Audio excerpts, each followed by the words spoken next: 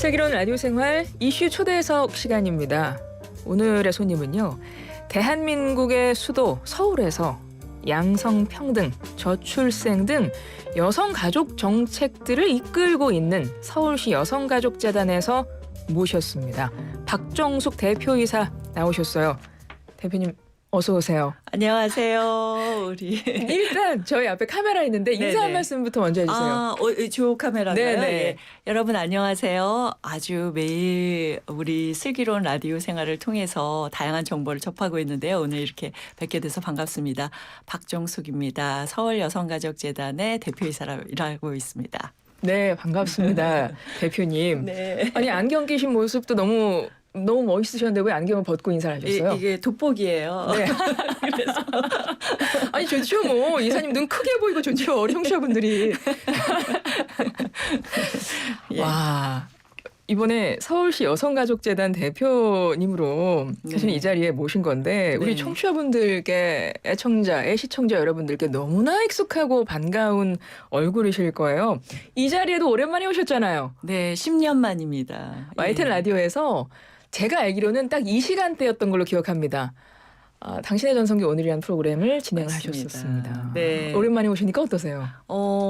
정말 변함없이 똑같은데 약간 그래도 10년 전보다 더 안정돼 있는 좀 듯한 나아졌지요? 느낌. 네. 예. 그리고 또 뭐라 그럴까 친정에 돌아온 듯한 와. 따뜻한 마음이라서 편안하게 오늘 배웠어요. 예, 너무나 좀 반갑게 인사드리고 사실 그때 저는 당연히 우리 박정숙 대표님을 이미 알고 있었고 저도 네. 그때 여기서 아나운서를 하고 그렇죠. 있었는데 전 이미 알고 있어요. 워낙 네. 활동을 예전부터 하셨었으니까요. 다양하게 네. 활발하게 연기도 하시고. 연기요. 예, 그렇죠. 그럼요. 한번 중전만 외도를 한 적이 하셨는데 있죠. 중전만 예, 하셨는데. 예. 근데 그때 저한테 너무나 반갑게 인사해 주셨던 그 장면도 전 지금도 너무나 생생하게 기억해서 제 방송 잘 듣고 있다고 이렇게 인사를 해 주셨던 적이 맞아요. 있거든요. 그래서 너무나 예. 지금 그 당시에 무슨 감사한 프로그램 하고 그때 있었죠? 제가 뉴스앤뮤직이라는 프로그램을 맞아요. 하고 있었는데 주말마다 항상 그거를 듣고 계신다면서 맞아요. 저를 그냥 복도에서 인사를 하신 거예요. 먼저. 제가 너무나 네. 아주 감사했습니다. 여전히 아름다우시고 아닙니다. 너무 감사합니다. 방송도 너무 안정되게 잘하셔서 감사합니다. 잘 이끌어 주세요. 그때 10년 전에 하셨던 만큼 제가 해보려고 노력해 보도록 하겠습니다. 예. 밖에서 저희가 이 시간이 제가 너무 반가운 마음에 인사를 오래 했더니 네. 빨리 시작하라고 네, 지금 사인이 들어와서 네. 여쭤보겠습니다. 서울시 여성가족재단에서 지금 대표 일을 하고 계신데요. 구체적으로 이게 어떤 역할을 하는 곳입니까?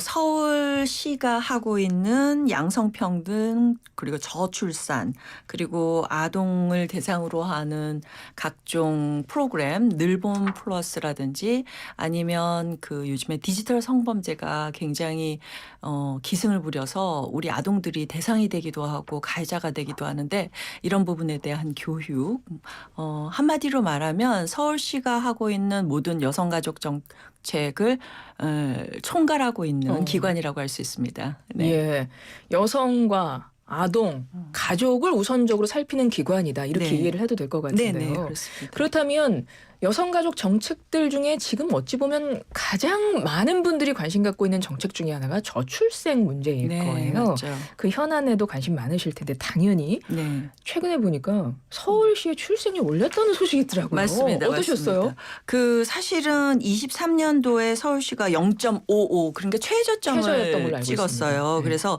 23년 지나면서 24년 그러니까 작년이죠. 작년에 정말 다양한 정책들도 펼치고 그리고 좀 더 맞춤형으로 세밀하게 정책을 전 서울시가 동원할 수 있는 모든 재원과 네. 그리고 정책 방향들 그리고 네트워크를 동원해서 열심히 여성가족 정책 중에서 이제 저출생에 포커스를 해가지고 정책을 실현했더니 그래도 꽤 많이 올라서요. 네.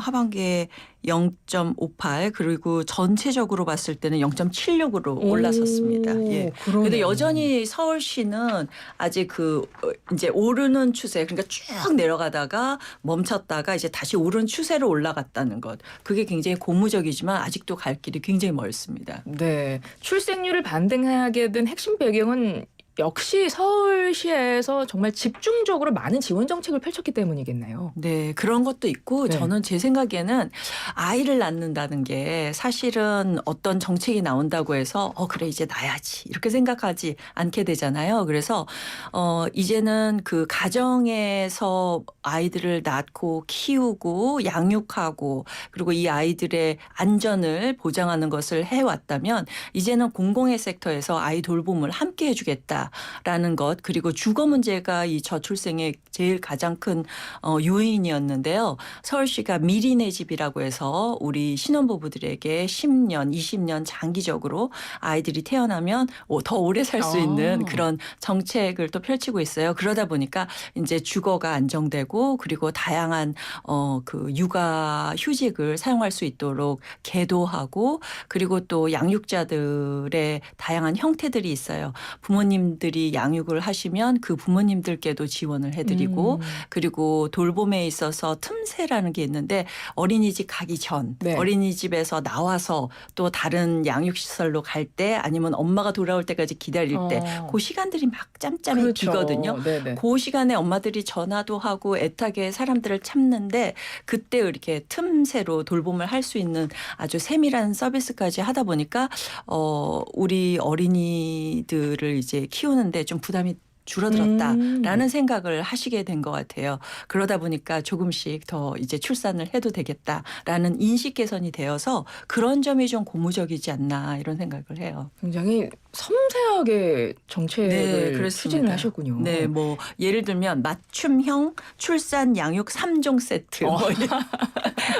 선물 세트 좋죠. 네. 세트 좋아요. 선물 네. 세트를 왜냐하면 우리 아이들이 큰다는 것은 잠깐 요 때만 보는 게 아니라 태어나서 영유아 시기에 아이 돌봄, 그다음에 이제 유아 시기, 그다음에 학교를 가면 돌봄 이런 아주 중간중간에 엄마들이 힘들어서 그만두는 경우들이 있어요. 네, 그러니까 그렇죠. 우리처럼 보통 경력 단절이 되잖아요. 그렇습니다. 그래서 그래서 예를 들면 아이가 태어났을 때 한번 경력 단절이 심각하고 그다음에 아이가 학교에 들어갈 때 그리고 6학년이 될 때 이럴 때 엄마들이 정말 고심을 해서 그동안 쌓아왔던 커리어를 포기하고 집으로 돌아오면서 이제는 더 아이를 낳지 말아야지 이런 생각을 하시거든요. 네. 그래서 그런 부분들 우리 여성들의 일자리를 창출하고 그리고 다시 직업을 가질 수 있도록 도와드리는 일까지 저희들이 하고 있습니다. 네. 네. 뭐 육아 관련, 출산 관련, 뭐 돌봄 사업들도 뭐 다양하게 하고 계시고 앞서 말씀해주셨던 미리네 집 사업 같은 경우는 이건 진짜 주거 문제 가장 어쩜 보면 중요한 건데 네. 세 번째 모집했는데 이번에 경쟁률이 38.2대 1이었다고. 그러니까 네. 엄청난 지금 반응을 갖고 있는 거고 예. 이 외에도 뭐 돌봄 사업들 많이들 하시잖아요. 네, 그렇습니다. 부모님들 반응 어떠세요? 부모님들 입장에서 요즘에 가장 인기가 있는 것이 서울형 아이돌봄 서비스인데요. 예를 들면 우리 부모님들이 할머니 할아버지가 네. 아이를 돌보는 경우가 있는데 그걸 당연하게 생각하고 예를 들면 공공 돌봄 서비스를 하고 있는 분들에게는 지원을 하지만 친자녀, 친손 자녀들을 보고 있는 우리 어르신들께는 지원이 전혀 없었어요. 아, 그러네요. 그런데 이제 그분들께도 저희가 지원을 해드리고 그리고 우리 이제 제일 큰 문제는 할머니 할아버지들이랑 같이 있으면 세대 차이가 나서 재미가 없어요. 이렇게 얘기하는 아이들이 있거든요. 네네. 그러니까 그 어른들이 또 이 아이를 어떻게 돌볼 수 있는지 교육도 해드리고 놀이 컨텐츠도 보내드리고 예. 그러다 보니까 세미나도 열고 이러다 보니까 아이 손을 잡고 저희 재단에 오셔서 놀이 콘텐츠를 이렇게 배우시기도 하고 그거를 이제 뭐 보드 게임이라든지 재미있는 종이접기라든지 이런 걸 하다 보면 아이들이 할머니 할아버지 재미있어요. 그러시면서 약간의 지원금도 받으신다면 그 엄마 아빠 자녀를 맡겨놓고 미안해하는 엄마 아빠들이 좀 마음이 편해지는 거예요. 맞죠. 예, 그리고 우리 부모님들도 직장을 갖는 거죠. 맞죠. 그러다 보니까 서로 당당하게 아이 양육을 함께 하시는 경우가 있는데 그런 경우 굉장히 보람이 있고요. 너무 좋은데요. 네네. 그리고 또 한 가지는 우리 이제 소상공인들의 문제예요. 그러니까 대기업 같은 경우, 중소기업 같은 경우는 이제 육아 휴직을 떠난다거나 남편도 육아 휴직을 떠날 수 있도록 그 네네. 시스템이 잘 갖춰져 있는데 오히려 소상공인들 같은 경우 요즘에 이제 그 인건비가 비싸다 보니까 부부가 다 나가서 일을 하는 경우가 아, 굉장히 많거든요. 그렇죠. 그러다 보니까 아기가 생겼다. 어.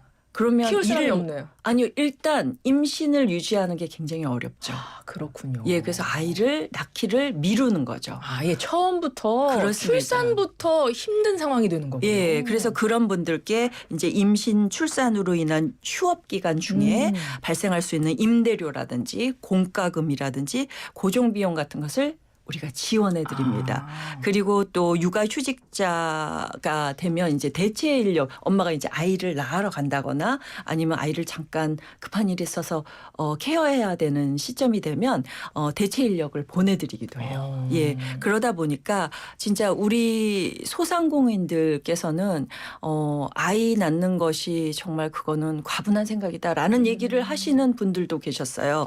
그래서 그렇다면 이걸 공공 돌봄으로 이끌어 와서 우리가 지원을 해야 되지 않을까라는 생각에서 이 정책을 펼쳤는데 굉장히 인기가 있습니다. 그럴 예. 것 같고요. 다만 뭐 어떤 뭐 정부든 지자체에서든 지원을 하기 위해서는 100% 모든 분들께 가능하면 너무 좋겠지만 네. 당연히 한정된 재원 때문에 네. 그렇죠. 다 못 해드리니까 그런 것들은 지원을 직접 하셔야 되는 건가요? 네네 그렇습니다. 제가 좀 자세하게 설명을 드리면 네. 민간 아이돌봄 서비스를 자녀 1인당 월 최대 60만 원, 2자녀면 최대 90만 원까지 6개월간 총 360만 원을 지원하는 정책으로 24년에는 한 800분 정도 선정되셔서 25년에도 추가 모집을 할 겁니다. 그럴 네네. 때 저희 여성가족재단으로 여러분들이 지원을 해주시면 저희가 친절하게 안내를 해드리겠습니다. 네. 네. 서울시 여성가족재단 홈페이지 한번 들어가 보시면 관련 내용 자세하게 보실 수도 있을 것 같습니다. 네. 9675번님.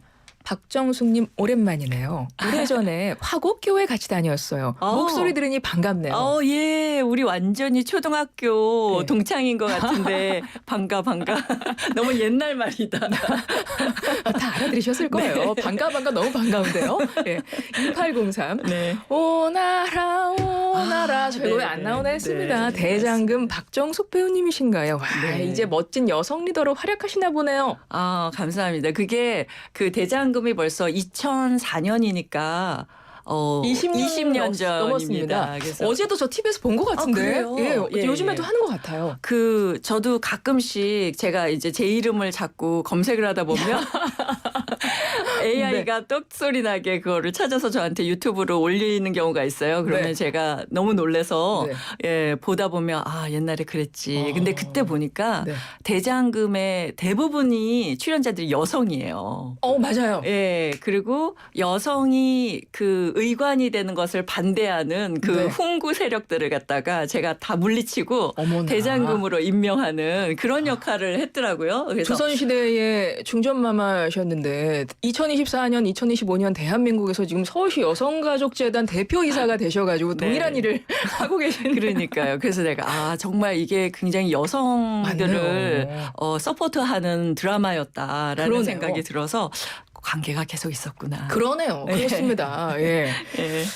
그리고 보니까 아까 앞서 경력 단절 이야기 잠깐 했잖아요. 네네네. 그래서 엄마들의 경제 활동을 지원하는 우먼업 정책도 있네요. 네, 우먼업이라는 것이 구직 지원금, 인턴십, 고정 장려금 이렇게 3종으로 또 3종 세트입니다. 우먼업 3종 세트인데 그러니까 어떤 직장을 가지시려고 다시 네. 들어오시려면 요즘에 4차 산업 시대라고 이제 좀 우리가 어렵고, 코로나 팬데믹을 맞습니다. 지나면서 모든 것이 4차 산업으로 바뀌게 되는데요. 그러다 보니까 ICT에 익숙하지 않은 여성들이 굉장히 우리는 공대 뭐 이렇게 생각을 하시는 거예요. 그래서 그러면 안 되겠다. 저희가 지원을 해드리면서 교육도 시켜드리고 그리고 이미 그런 분야에서 일하고 계신 그 선배 여성들을 모셔다가 직접 멘토링도 할 수 네. 있도록 해드리고 그리고 또 일자리를 찾으려고 다니다 보면 책도 사서 봐야 되고 그렇죠. 어디 가서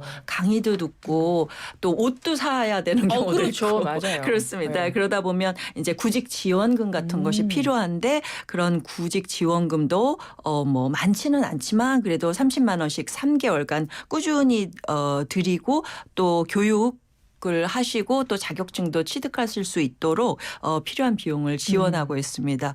그러다가 지원 기간이 끝나고 예를 들면 레주메, 이력서를 사용해야 네. 되잖아요. 그러니까 레주메를 잘 작성을 해서 맞춤형으로 어떤 기업에 가고 싶냐 그러면 그 기업이 맞도록 본인이 가지고 있는 커리어를 쫙 정리를 해서 저희가 레주메를 만들고 그것을 갖다가 구직을 하러 다니실 때 도와드리고요. 그리고 도움을 받아서 인턴십으로 또 일할 수 있도록 기업을 또 모집해요. 그래서 기업에 또 보내드립니다. 예, 예. 그래서 그 기간이 끝나고 6개월이 지났는데 이분이 너무너무 잘하신다. 그러면 진짜 고용을 하시게 되거든요. 그러면 또 축하금도 저희들이 드립니다. 그러니까 총 한 분에게 한 300만 원 정도의 지원금을 그 기간 동안에 저희가 새로운 직장을 찾을 수 있도록 도와드리는 역할을 하는데 저도 한때 그 우리 아이를 키우면서 한 1, 2년 정도 네. 정말 직장을 다닐 수 없어서 물론 학교에서 대학 교수는 하고 있었지만 네.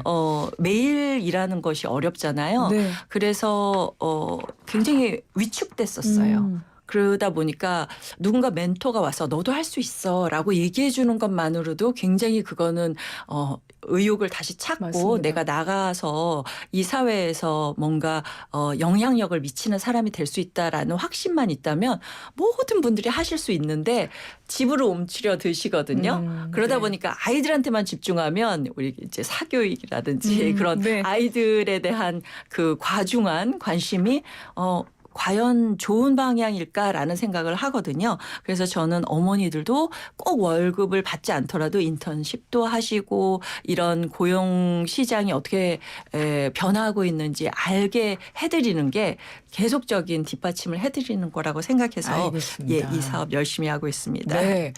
대표님과 이야기를 나누다 보니까 시간이 훌쩍 갔고 네. 사실은 여성 대상으로 한 범죄 피해자들 지원 정책도 네. 재단에서 하고 있기 때문에 이것도 자세히 짚어보고 싶은데 네. 다음에 혹시 또 시간 내시면 오셔야 되겠네요. 네네. 저희 친정인데 자주 오세요. 자주 불러주십시오. 뭐 디지털 성범죄가 너무 많아서 맞습니다. 딥페이크로 자신도 모르게 한번 그 대상자가 되는 경우가 말씀을 있는데 듣겠습니다. 네, 컨텐츠 저희가 없애고 있습니다. 서울시 여성가족재단의 네. 박정숙 대표이사님 한 30초 있습니다. 끝으로 한 말씀 부탁드려요. 네, 이제 우리 서울 여성 가족이 새로 이 시대에 맞는 스마트 우먼으로 뛰려고 합니다. 여러분 함께 서울 여성 다시 뛰자 스마트 우먼 프로젝트에 함께 해주시기 바랍니다. 고맙습니다. 지금까지 서울시 여성가족재단 박정숙 대표이사였습니다. 대표님 오늘 말씀 잘 들었습니다. 감사합니다.